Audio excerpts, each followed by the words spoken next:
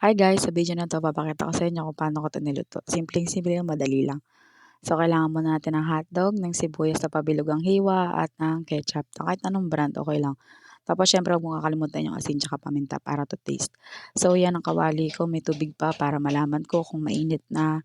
Papatuyan ko lang diyan tapos ayan, lagyan mo ng siyempre mantika tapos 'wag mong hayaan na hindi pa mainit yung mantika tapos ilagay mo na yung hotdog kasi didikit talaga yan diyan sa kawali mo. So ayan, sa marahan na apoy, pakuluin lang natin yan diyan, mapiprito na yan diyan, ayan.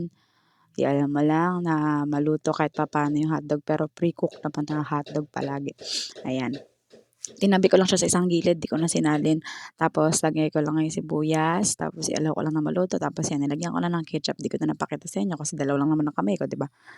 Tapos nahirapan ako kasi yung isa nga nasa siya, tapos yung isa nasa cellphone, ayan, luto na, bye.